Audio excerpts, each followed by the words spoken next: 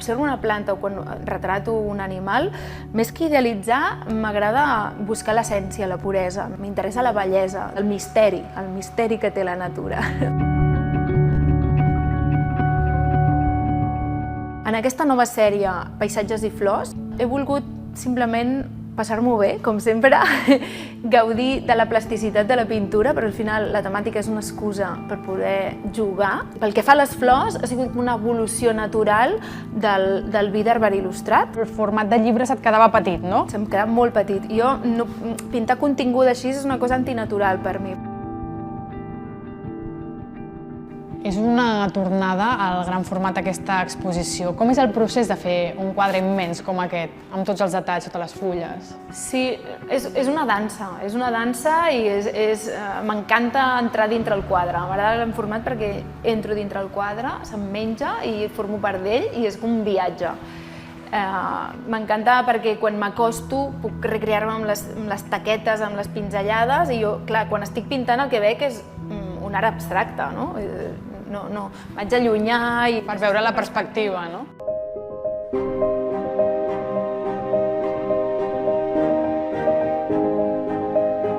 Jo et vaig conèixer quan pintaves animals, llavors era molt important la mirada. No sé com es trasllada això a les plantes i als paisatges, com captures aquesta ànima? Mira, la diferència entre la mirada d'un animal i la presència d'una flor a mi feia molta por i vaig posar molts fons negres, vaig jugar molt amb l'oli, amb la taca i crec que ha sigut un èxit. He trobat que encara que no hi hagi la mirada, la presència la pots buscar amb la composició i els colors.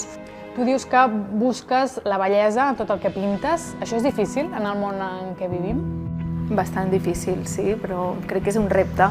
Perquè crec que amb la pandèmia, les guerres, aquest canvi climàtic que hem provocat els humans i tanta tecnologia que potser ens està aclaparant, trobo que la bellesa, el sentit de l'humor, la intuïció i la connexió amb la naturalesa són els nostres salvavides. He tingut la necessitat de provar-me pintant paisatges, que trobo que és un tema clàssic de tots els temps. Sempre m'ha semblat com una mica carca i nyonyi, i en canvi he trobat com la versatilitat que dona i crec que és una porta d'entrada sobre el meu futur que vindrà ara d'art abstracte. És la teva última exposició figurativa? És així? O en quin moment estàs? Mira, estic que no sé on estic, perquè això de ser de mare, és un canvi absolut, hormonal, físic i psicològic.